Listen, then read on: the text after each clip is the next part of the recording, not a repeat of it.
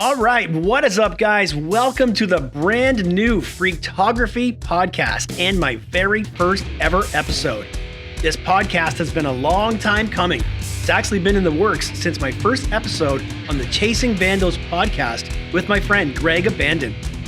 So many of you guys reached out to me after that episode, and you've told me that I've got to start my own show. So this podcast is not all about me. It's a place for me to swap stories with like-minded people, other explorers, adventurers, photographers, and more to bring these people and their stories to you in my own unique way. Which brings us to today's guest and my very first guest on the podcast. Let's jump right in. Okay, guys, here we go. The very first Freaktography podcast with the one and only, my good friend, the UBC Urbex Carlo Paolozza. Here he is. Guys, I've known Carlo Paolozza since 2017 as a very good friend. It's Carlo who got me to take off the gas mask, to come out from behind the camera, get in front of the camera, start doing YouTube. Now here we are, several years later. We're good friends, and now we're going to chat with Carlo Paolozza, my very first podcast guest. What's up, UBC? Absolutely nothing. Glad to be here for you. Good. I'm glad you could be my first guest. Couldn't think of anybody I'd rather have. So why don't you tell us a little bit about Carlo Paolozza? Oh, wow. I mean, I already know everything there is to know, but let's tell the people what you want them to know. So what got me into exploring was I was at work one day and I actually got hurt. And I don't even remember how bad I got hurt. I was off of work for a good 8 months because of an injury. Wow. And I think it was my lower back, if I'm not mistaken. And I was sitting on the couch, you know what I mean, doing my rehab, all that kind of stuff. And I was watching a ton of people. Like, I already watched a lot of people, like, exploring with Josh and all that kind of stuff. And I'm like, while I'm rehabbing, I'm like, this looks cool. I took it more serious. I was watching it more. And I said to myself, I'm like, why don't I get off my feet and maybe try this myself? So I started off, it was really bad when I first started, but went back to work. I started doing my rehab. I was back at work. I was starting to do this on the side, maybe on the weekends or the odd times during the week. I'd go out, film some stuff, do some pictures. And that's how I actually got into it, because I got hurt from my other job. Right. And I took it more serious. I'm like looking at these guys doing it. I'm like, I can do this. Why can't I do this on the side and do it for fun? So that's technically how I got into it, because I got hurt at my other job. So, all right. And so you worked another job and you got into exploring. You discovered YouTube, and then you decided to take that as your career. Because I remember the first time we did a road trip together, I said, "So Carlo, what do you do for a living?" And your answer was YouTube. So yes. You decided to take the jump to actually go to YouTube as your job. I did. And how? So did that work out well for you? It did, because at my last job, like, I was making good money, but there was no room for advancement, right? And with YouTube, and I guess at my first video, and it kind of blew up, took off, I was making more money on YouTube than my actual job. So, and I thought to myself, I'm like, work 5 days, 8 to 12 hours a day, or go out and do maybe 1 or 2 days a week and make the same kind of money, if not more. And I was making more at the time. So I'm like, I'm just going to dump my job and go full-time YouTube, go full steam at it. And I did. And I did pretty good. I'm doing pretty good for myself too. So that's pretty awesome. So let's go back to the old days. I got your YouTube channel up right here. Oh, now, God. There's a couple of videos that I'm a little bit disappointed with. New Kids on the Block Backstreet Boys tour in Hamilton, Ontario. Yep. 219 views. And then, so then we got Burlington, Ontario, Spencer Smith Park, waterfront, high winds and waves, October 3rd, 2015. Okay, so then we've got some jokes here. We've got some silly string pranks that you played on friends. And here we go. Your first abandoned video is Century Manor. Yep. Abandoned at St. Asylum 7 years ago. So talk about your experience filming Century Manor. How many times have you been there? Tell me about your first time. First time I went there, I was excited to go look at it, because at the time I think a lot of local explorers have already hit that place a lot, I think. And I'm like, this looks cool. I want to do it. And when I got there, I met about 7 or 8 people there that were trying to get in, and they had opened the door for me, and none of them wanted to go in. So when I drove by, they were kind of coming up to me like, "Oh, are you coming here to see Century Man?" I'm like, "Yeah, I'm gonna see if I can get in." They're like, "Oh, we got it open, but none of us want to go in." So I brought my camera in. They all followed me as if I was already a big YouTuber and an urban explorer. And I'm just going in there thinking, I don't know what I'm going to film. If you look at the video, I'm filming the floor, I'm walking around, and I'm like, I don't even know what the hell to film. Because I have all the people behind me, and I had the flashlights and all that kind of gear. It was really fun for the first time exploring, because at the end of the day, my first explore was Century Manor on YouTube. It wasn't my first actual video that I filmed, but on YouTube, it was the one I uploaded first. Okay, I see. And so when you started, were you just doing videos, or were you doing pictures too? I was only doing video. Right, so you started for the purposes of doing YouTube and videos, right? Yeah. That's cool. I didn't get into pictures until later, which I'll get into later, who got me into pictures and all that kind of stuff. So Yeah. All right, so let's talk a little bit about your style. Oh, here's a good one. So one of the very first times you and I ever talked was the infamous Burlington Cat Lady House, and you needed some pictures and some content to borrow for your video. I had never heard of you before.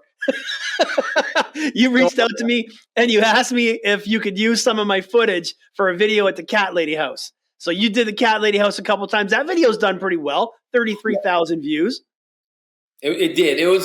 That was a very cool experience to be there. And then, like I said, I asked you because you're one of the first guys that I followed as a photographer. Like, you were doing pictures only. You weren't doing YouTube at the time. No. And I'm like, okay.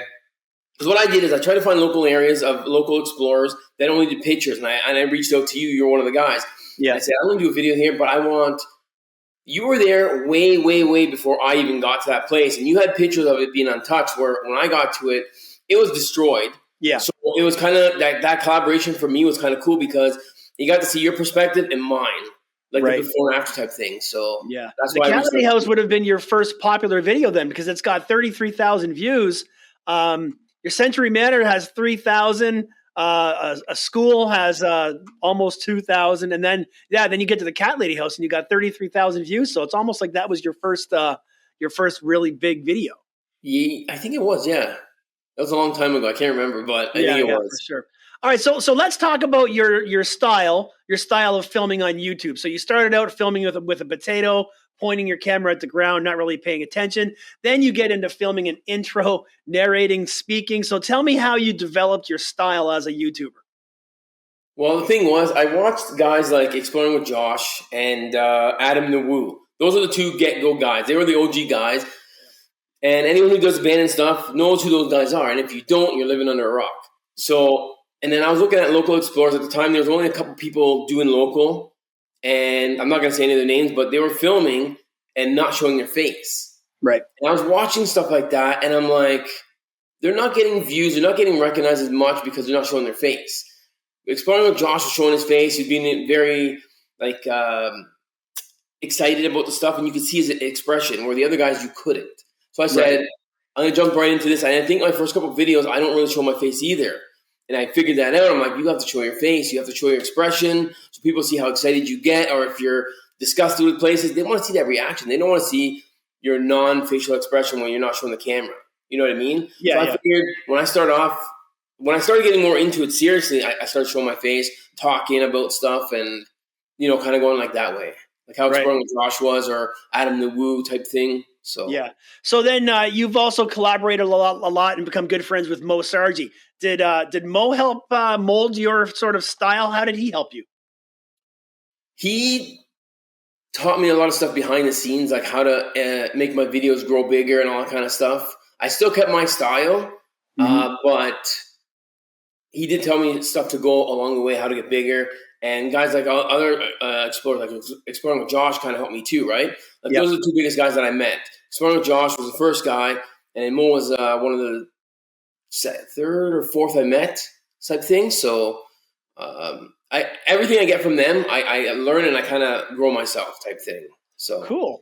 Okay, so looking at your YouTube channel, and for those that are listening, it's the Cyber Realm on YouTube. Just look up Carlo Paolozza to follow him on YouTube. So your most watched video, this blows my mind. This house was an absolute dump. It was 1.7 million views for the abandoned dealer's 1970s weird-looking house with indoor pool and sauna. yeah. That's quite the naming convention you've got going on there. How do you think that video took off? To be honest, I have no idea. It was, like you said, it was a dump, and I have no explanation, no answer for that. Why that video took off? To be honest, I don't. It's crazy, right? And then, yeah, like I filmed that same place, and I pretty much filmed it the same way as you did, and I didn't even get near 1 million views on my video. All right, so we've looked at your YouTube channel. We figured out how you got to where you are. Let's talk about some of your favorite explorers over the years. You've been doing this for quite a few years, since at least, when did you start? Well, my first videos were, 7 years ago posted, so I started probably about 9 years ago, because I tried to, when I first started, I stockpiled a lot of my videos before I posted them. That's why when I told you earlier, Century Manor wasn't the first video I actually shot. Right. But I stockpiled a lot because I wanted to do maybe one a week, one every 2 weeks, kind of to see how it started off. Yeah. And one of my hard drives got corrupted. I lost 2 years worth of stuff. So I had to restart, and yeah. Damn. All right. So let's talk about what are some of your favorite explorers, places that you've been to. I think Splat-a-Lot was one of my favorite because it was just such a cool idea, that whole place. There was a mansion in the woods, and I know you know what I'm talking about. I'm not going to say where it is. Mm-hmm. That was very nostalgic, very pretty cool. Mm-hmm. I think Mafia Mansion was one of the things, and we found that together. And we had a lot of good times in that, me, you, and Rhythm Rider. We'll get into that story time because we held that thing for such a long time, and we had pizza parties in there. But and one video that I really enjoyed that I still never have posted was Prudhomme's Landing in St. Catharines, it is? Yeah, yeah. I filmed that video the day before it caught fire. And this is the first time I'm telling people on live or camera. Right. I filmed it, and then when I found out it burnt the next day down and they demolished it, I was afraid to post that video because I didn't want any fingers pointed at me saying, oh my God, he was one of the last guys in there, because I really was. I was there until 6 at night, and then the next morning we heard in the news that it caught fire, and I'm like, do I post this video or do I not? Never posted it. I still have all the footage. Maybe one day I'll post it, but that was a cool explore to me. So I think you made the right call there, but I think it's about good time for you to put that up. It's been a while. Yeah, yeah. So who are some of your favorite YouTubers and explorers who you like to follow, who might give you inspiration or who get you excited about, keeping going?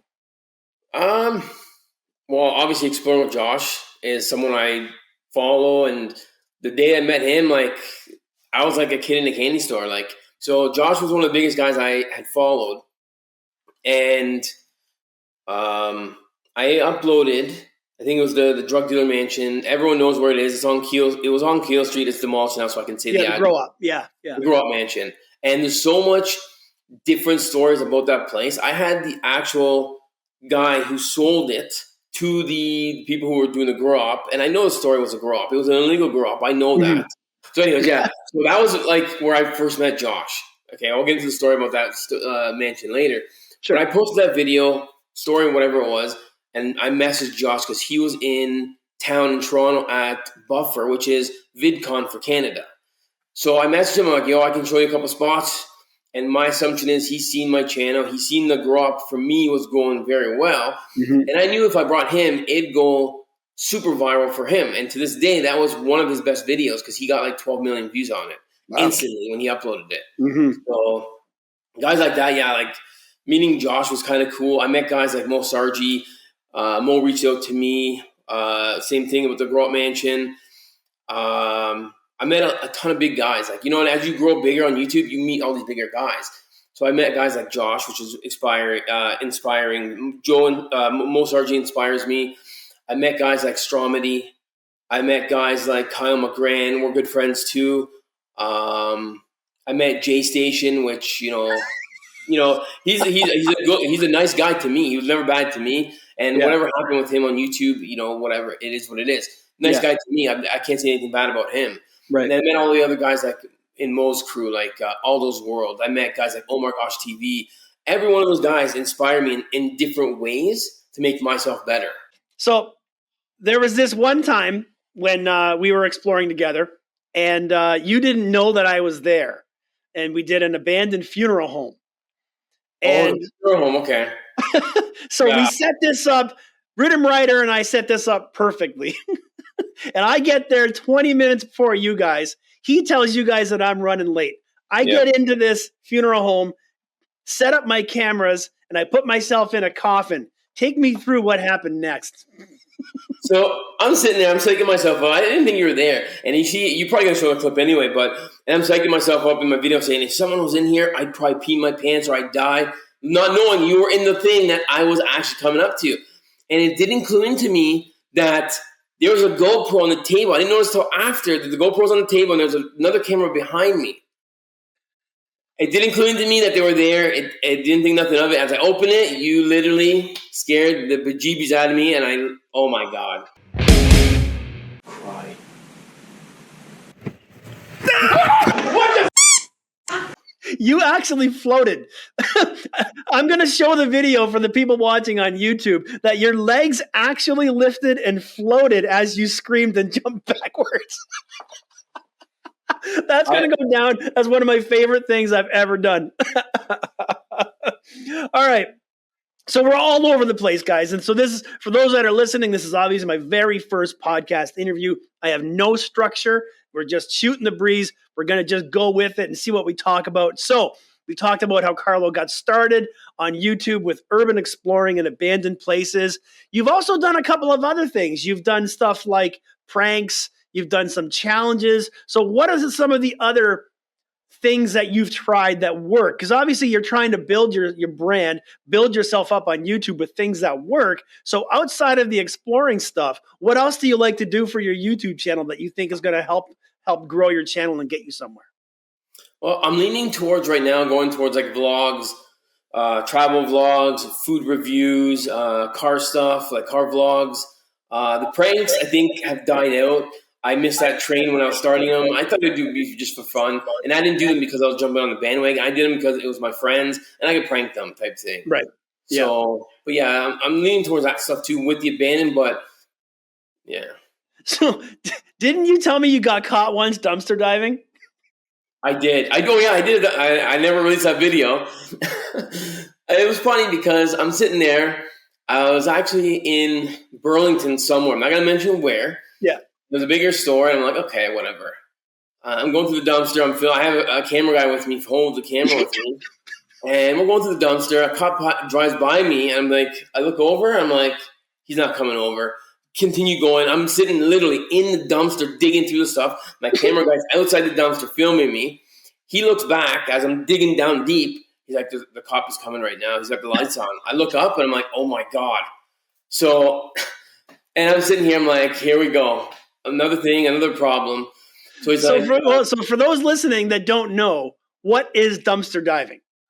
Dumpster diving is where you go in behind a store. They throw stuff out. When they throw stuff out, it's all game. There's no rules that you cannot go retrieve that stuff, right? Right. So I watched, I think it was actually Omar Gosh who I started watching doing dumpster diving. That's what kind of got me the idea. Uh-huh. And yeah, when the cop came to us, he's like, so what are you guys doing? I'm like, oh, we're just filming a video dumpster diving. Oh, that's pretty cool. Are you breaking into this place? He asked me. I'm like, what? I'm like, no. I can show you all the footage. It's me sitting in front of the dumpster talking, kind of explaining what I'm doing in my video. And I said to him, you could see it. I have nothing to hide. And I never do. Whenever I get caught from police, I never have anything to hide. I show them my footage if they need it. Yeah. And I showed it to him. He let me go. He's like, oh, that's kind of cool. Just be safe. And he went on his way. So speaking of getting caught, I feel like you get caught a lot. I do. Why do you think that is? Bad luck? It's a bit of everything, right? Yeah. I make mistakes sometimes, I'll be honest. Yeah. And sometimes it's bad luck. Yeah. Any urban explorer at some point will get caught. There's no inevitable. You cannot stop that. But when you do get caught, you have to be nice to the police, be respectful, so they're not thinking you're some a-hole. You know what I mean? It goes a long way when you're respectful to them. Yeah. So you touched on your car vlogs, and so I want to back up a little bit.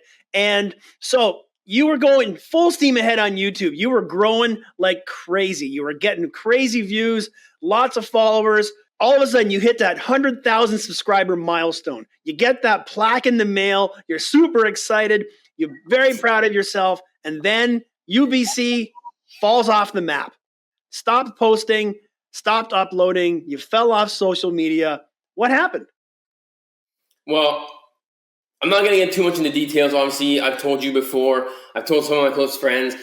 I did end up getting really sick to the point where I couldn't even go out anymore. And it was hard. I was like, I don't know. Without getting too much into detail, I don't want to give it away because I don't need this to be out there at any point, or I don't want to, get into details. Only my close friends know, but obviously but it was hard for me to even get out. I was struggling with a lot of stuff. Mm-hmm. And with being sick, I don't know. I can't put into words how I was, but mentally I was way off. Physically, I was way off. Everything, it was draining. And then I had to do my surgeries. I had 2 surgeries. Mm-hmm. And the first surgery took me by surprise. And one thing I will say, in the surgery, the first surgery, I wasn't expecting what the doctors were going to tell me when I got out. And one thing I will say, that there was a possibility I might not have got out of the surgery. Right. So, and I told you that before, and it's not something I wanted to explain to people. And I'll say it to you right now. So I'll show the crowd, the viewers. I honestly thought I wasn't going to make it out of the surgery, and I was very scared when they told me that, because I did not know that going into it. So it was kind of like a 50-50 surgery type for me to kind of get out. And then I was hoping I'd get better. I was in the recovery state. It took me 6 months to recover. That's why long recovery time, because obviously I'm not the fittest person either. So, you know what I mean? It is what it is. And then later down the road, they told me I had to go back in for a second surgery because it wasn't corrected, whatever they had to do. Yeah. And at that point, I physically stopped everything on YouTube, Twitter, Instagram, because I knew going into the second one what I knew from the first one. It was a 50-50 flip. Right. And at that time, my emotions were so bad. I was literally in tears with my family. Mm-hmm. And I said to them, and it's kind of hard for me to even say this, I'm like, what happens knowing what I know? What if I don't come out of the surgery now? Yeah. Yeah. And I think I stopped talking to you guys for a while just because everything. Yeah, you just dropped off the map. You guys, because I kind of wanted to fall off of YouTube for a little bit, because the chance of me not coming out of the surgery, I'd already fallen off. Mm-hmm. So it wouldn't have, people I don't think would have noticed me gone. At least I don't think they would have. Nah, but I would have. Yeah. But people on YouTube that don't know, like follow me on my social media, would have never noticed.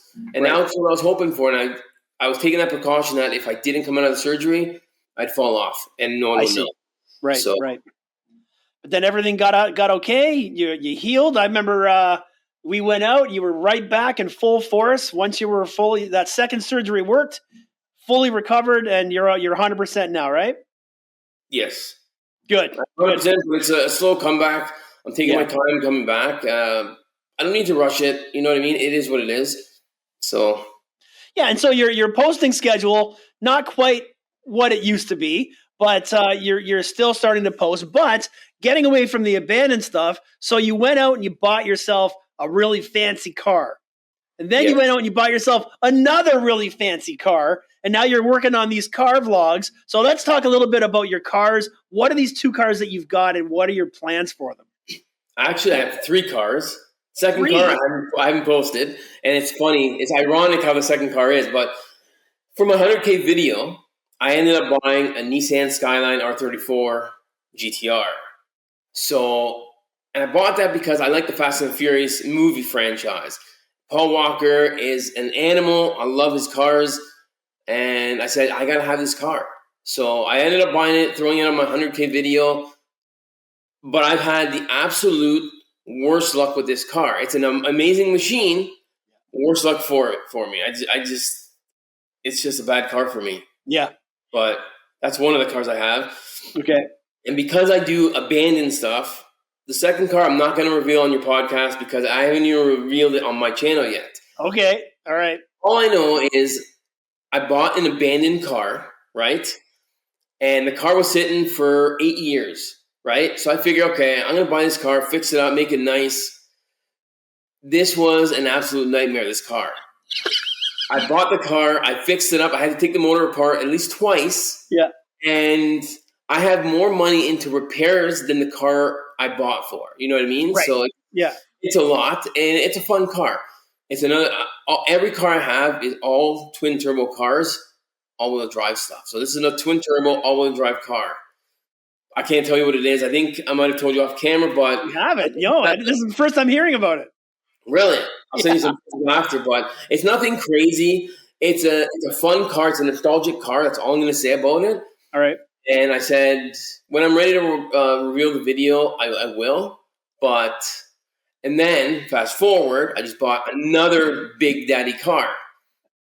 I've teased on my Instagram what it is, and I'm going to actually tell you what it is on your podcast, because you'll probably get it to release it before I actually release my video. Okay. I ended up buying a Toyota Supra Mark IV, which is another Paul Walker car from Fast and Furious. If you remember in part 1, he drove that orange car. That's the exact car I bought.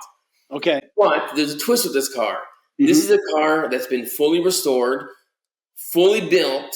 This is probably the fastest car I've ever owned. Wow. I can't say how fast it is because there are people, close friends of mine, that want to race me. I don't want to give it away because I'm going to beat them. I'm going to beat a lot of guys. And I'm going to show them that V6s can smoke V8s. That's all I'm going to say. All right. So we can look forward to some pretty cool automobile car vlog content on your YouTube channel and on your social media channels, plus the usual abandoned stuff, plus maybe some restaurant reviews, a little bit of everything, kind of all over the place. Yes, exactly. You got to expand. I wanted to expand and just bring different content to my viewers, not just the same abandoned stuff, even though abandoned was what got me to my 100K mark. Right. You know what I mean? I want to expand. I want to do different things and just in general, bring new content to the channel. That's all I want to do. All right, so we've been all over the map on the last half hour together. We could talk for hours. I know we could, but there's a couple of experiences that you and I have had that would be great to talk about. We could talk about going into the mental asylum and spending the night and getting caught. But I think we should talk about the Mafia Mansion and the 3-Ply Mafia, how we discovered that place. What a blast that was. It was Christmas time. 2016? 2017. It was Christmas 2017. We were at your house watching the UFC, you, me, and Rhythm Rider having a 3-ply party. And we decided to go out and check out this abandoned mansion that you and I both knew about. I don't know if Rhythm Rider knew about it. And someone had told you about it. I had checked on it in the past. It was in Burlington, Ontario, actually in Aldershot. And we went out in your minivan, went for a drive. And you guys parked out front. I ran around the back. I opened the sliding door and I'm in. I'm like, wow, this is a pretty nice place. Until I go to the basement and I find this big, round, red, sexy swinger room with sexy red curtains, red couches, a big metal palm tree in the middle. I pop off a couple of pictures. We parked the car and we're in. Now we found this place. Man, let's talk about the Mafia Mansion. Oh, that was a crazy place. As soon as we found it, it was like, I think we all agreed we'd keep this to ourselves for a little bit, because once if the explorers find it, it's going to be every Joe Blow hitting the spot instantly. So we kept it to ourselves for a little bit, and we'd go there, I don't even know how many pictures we took. We took in the thousands between us three. Yeah. And we'd go there every time. We'd bring Little Caesars. That would be the 3-Ply Mafia trademark. We'd go to Little Caesars, get crazy bread. Yeah. You guys would maybe drink a beer or two. I'd drink a Coke or something, Yeah. But it was always fun because we'd always go there. It was like a relaxed spot type thing. Yeah, I remember the first time we went, we were so nervous because we had no idea we had the first ones in. We had no intel. So I stood at the front window and I looked out the window while you guys explored and took pictures and filmed. Then one of you would trade with me so I could go. Once we got that first night done, we probably stayed for a couple of hours, got that first night done, and we were like, we got to come back. So then it was probably the next day. We went back during the day, and we still watched out front because we still didn't know. But we went back, checked it out during the day, and we decided to say in our posts that we drove for like 4 hours to get here. and we said, let's say we did an overnight challenge. So we went one night and we filmed, and then we went back the next day saying it was the overnight challenge. But what ruined that overnight challenge was that the first night we went, you had a beard. Then the next day we went, you shaved your freaking beard. Yeah, I remember. You guys make me never forget that. I don't know if anybody noticed it, but the overnight challenge where Carlo Paolozza shaves his beard off in the abandoned mansion. Well, we could have just said I shaved in the thing. Wasn't there working water at the time or no?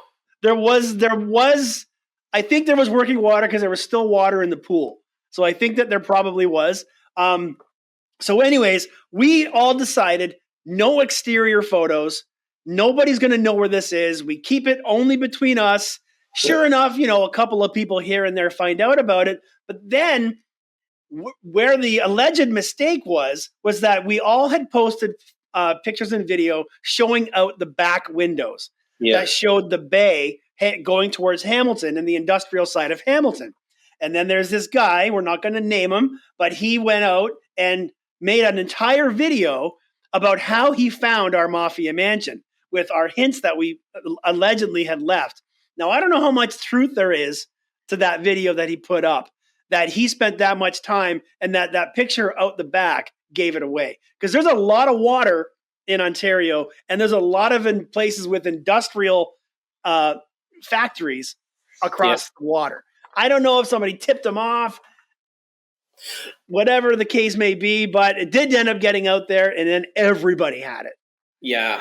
Like, at the end of the day, like, I know who the person is. He could have found it on his own, because if he did make that mistake, it's possible, because a lot of the explorers nowadays, they only need a picture to find a spot. Yeah. So I always thought someone leaked it.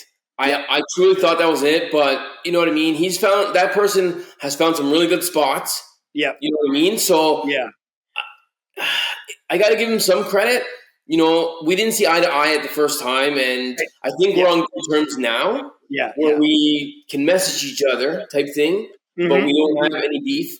At least I don't think so.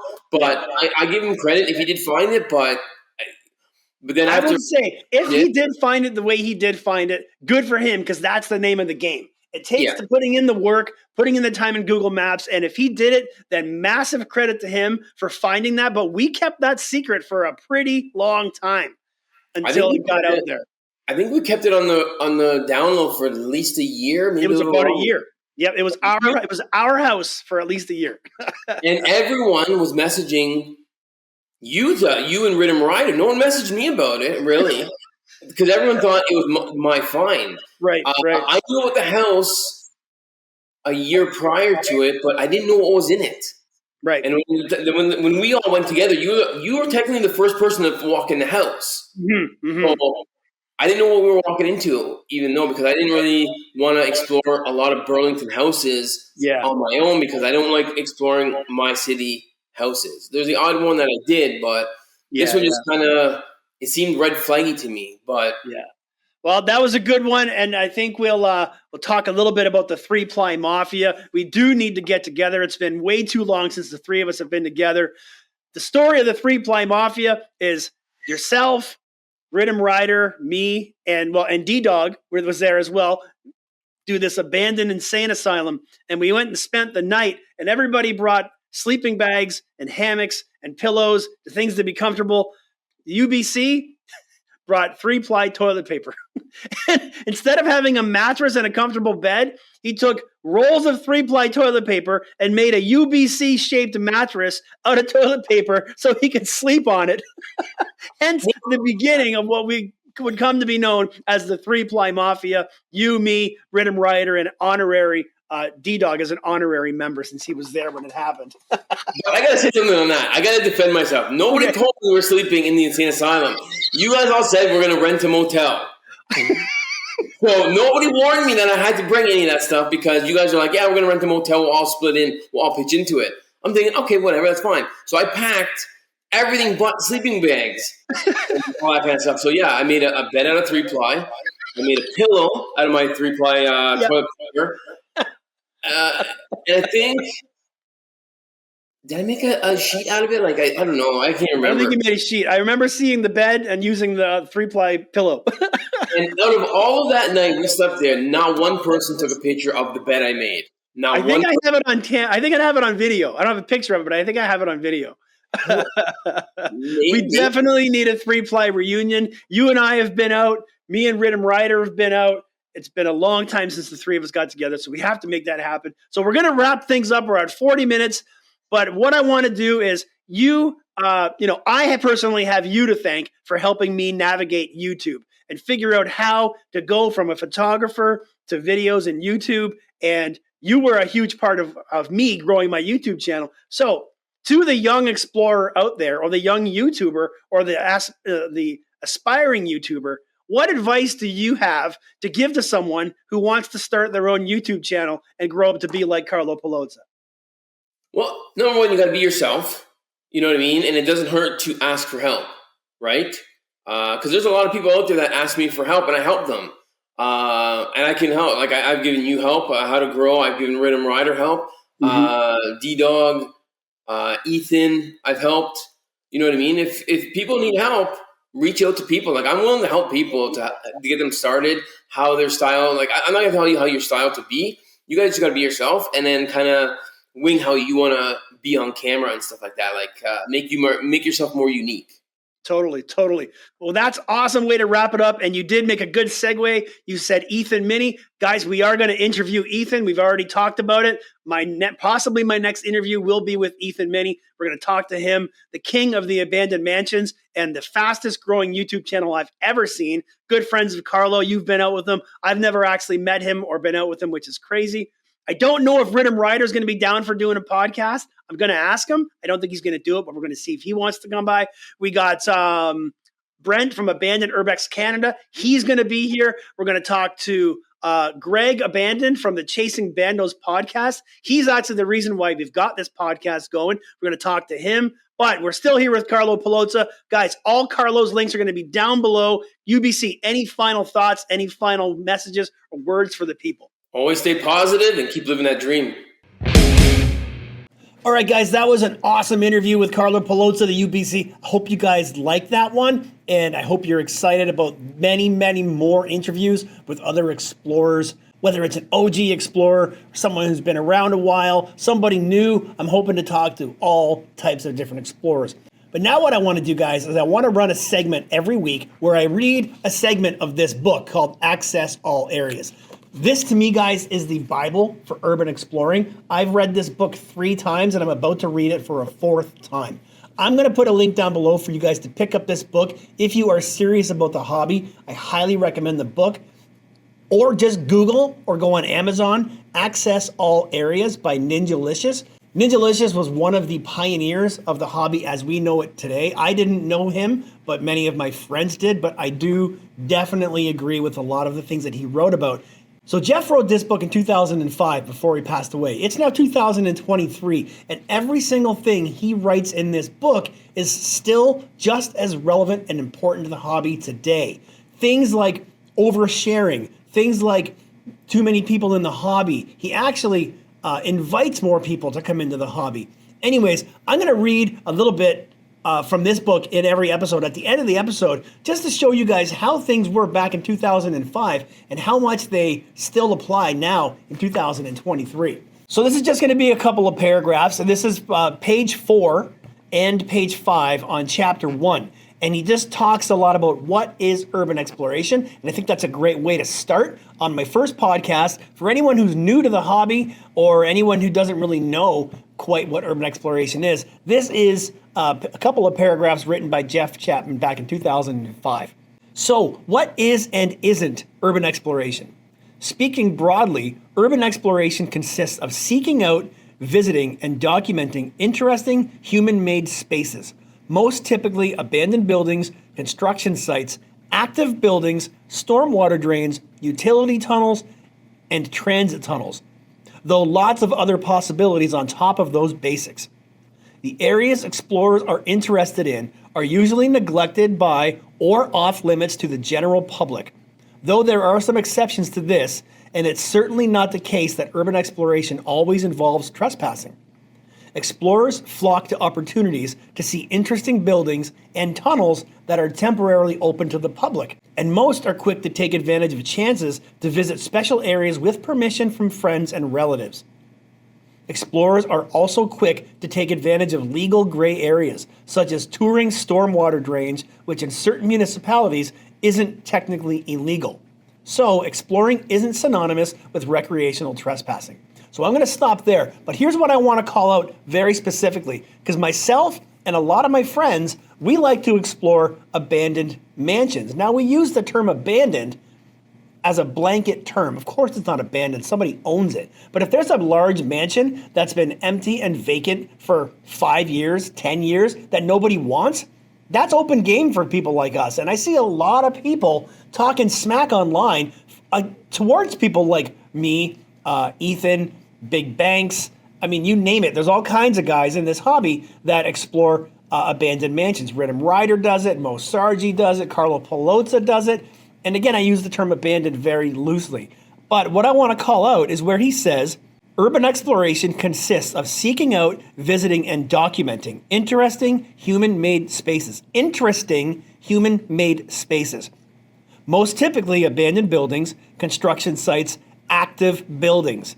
So to the people that are on the internet and online chirping at people like us who like to explore these mansions, yes, mansions that are vacant are 100% a part of this hobby. Going into an abandoned mansion gives people like you and me the opportunity to see something interesting that we wouldn't normally get to see, unseen and off limits. I do 100% agree that exploring mansions, vacant, unwanted, unused, unable to sell, about to be demolished, whatever the case might be, are open game, and I highly recommend you guys continue exploring the abandoned mansions, whether it's abandoned or not. It's up to you what you want to explore. If somebody doesn't like the mansions, then they can go explore something else. Somebody doesn't like exploring something like a farmhouse, then they don't have to. It's up to you what you want to do. Don't let other people tell you what you can and can't and should or shouldn't explore just because that's their specific opinion. So that's my little rant for today, and that's my little bit of a paragraph from the book, Access All Areas, written in 2005 by Jeff Chapman, pioneer of the urban exploring scene as we know it today. Okay, guys, that's a wrap on the podcast. Very, very first episode. Again, I hope you guys have enjoyed it. It's been fun for me. I'm going to be interviewing so many people. Some of the things I got in the works, so you guys know what's coming. Coming up soon, Ethan Minnie, Rhythm Rider, Greg Abandoned, Exploring with Angelo, Brent from Abandoned Urbex Canada, and I'm also working on some very special episodes. I'm currently in the talks with some doctors. I'm trying to talk to some medical professionals about respiratory issues and the stuff that we breathe, the mold, the black mold, the dead animals, the animal feces, the bird feces, all the stuff, the dust that's in the air. What is it doing to us in the short term and the long term? Also, I'm working on an episode with a police officer or a couple of police officers to talk about the legalities of urban exploring, and not so much the legalities, but the actual consequences. Worst case scenario, best case scenario, what are we looking at legal-wise when it comes to the law and trespassing recreationally? And this one's going to be tough, guys. I'm reaching out to people whose houses I've explored that have contacted me and asked me to take my footage down. What does it feel like to find out that someone was walking through taking pictures of your family home? So lots of stuff going on in this podcast. I'm very excited about it. I hope you guys are too. So that wraps it up. Thanks for listening, guys. Thanks for watching. If you're watching on YouTube, make sure you subscribe anywhere you get your podcast. Trying to get this podcast out everywhere that I possibly can. So always make sure you subscribe and stay tuned for the next episode of the Freaktography podcast. I haven't quite named it yet. So right now it's called the Freaktography Podcast. That's it, guys. Thanks a lot. I'll see you next week. Peace.